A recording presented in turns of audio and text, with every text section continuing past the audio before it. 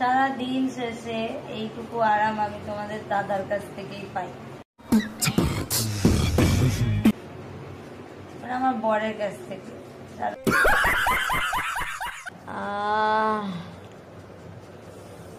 কি আরাম, কি যে আরাম পেলাম। আর তোমাদের দাদা ভাই যখন এভাবে মানে দেয়, দাদা ভাই যখন এভাবে মানে দেয়।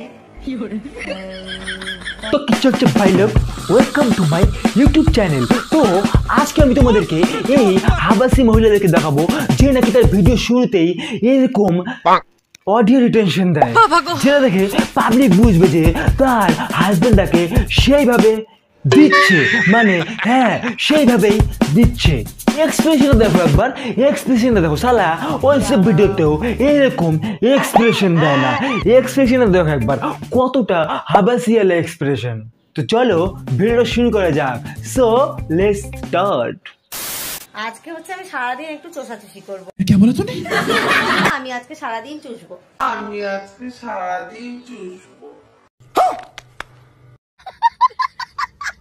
আর এখানে আমি হচ্ছে কম্বল নিয়ে একদম রেডি। শুধু এখন তোমাদের দাদা ভাই আসবে, তাহলে চোষাচুষি স্টার্ট করে দেবো। হ্যাঁ, তোমার মুখ দেখলেই বুঝে যায় তুমি শুধু চুষো। আচ্ছা, আর কত চুষবা? চলে এসছি চোষাচুষির ভিডিও নিয়ে, আর এই হচ্ছে আমার চোষাচুষির জিনিস। না, ধোকা, এত বড় ধোকা। ললিপপ চুষবা তুমি, ললিপপ। আর তুমি ভিডিও শুরুতেই বলছো তুমি আজকে সারাদিন চুষাচুষি করবা, আর তুমি এদিকে ললিপপ চুষছো কেন? দাদার কলাটা তো চুষতে পারতে। কেন দাদার কাছে কলা নেই? মানে দাদা বাজার থেকে কলা এনে দেয়নি তোমাকে, শুধু ললিপপ এনে দিয়েছে চুষার জন্য? আমি তো ভাবলাম দাদা আবার তোমাকে চুষার জন্য কলাও বের করে দেবে, মানে ব্যাগ থেকে।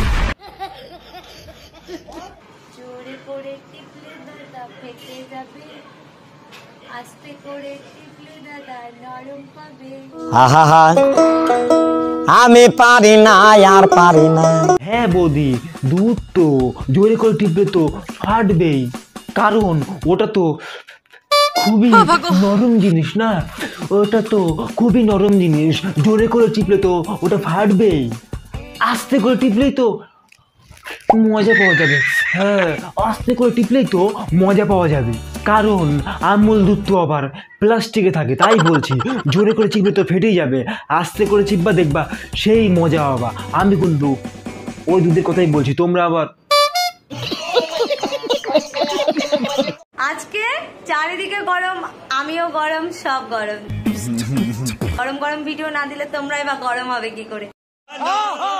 যেখানে আরাম সেখানে আমি, যেখানে আরাম নেই সেখানে আমিও নেই। তারপরে হবে আসল খেলা, আর আসল খেলায় আজকে কার আগে বের হয় সেইটাই আজকে তোমাদেরকে দেখাবো।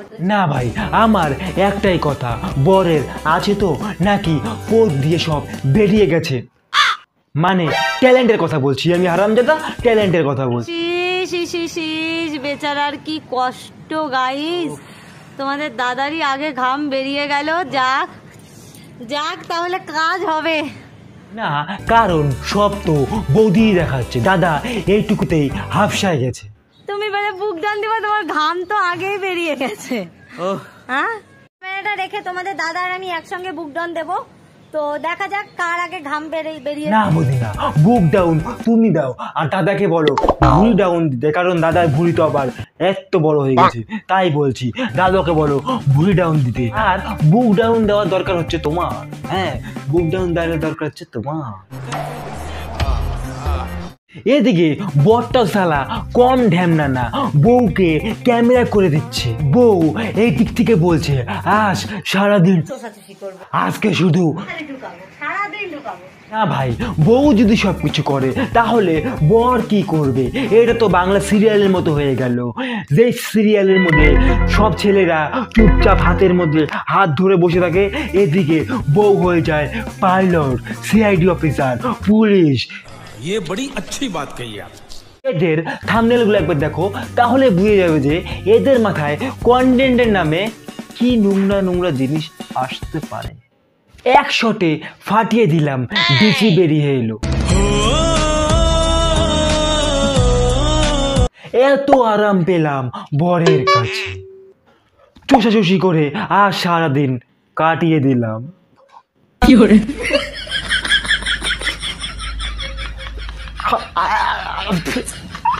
চলে এলাম ঢোকাঢুকি নিয়ে।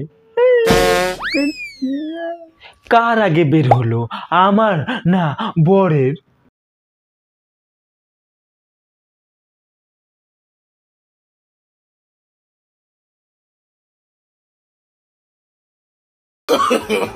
No, no, no, no.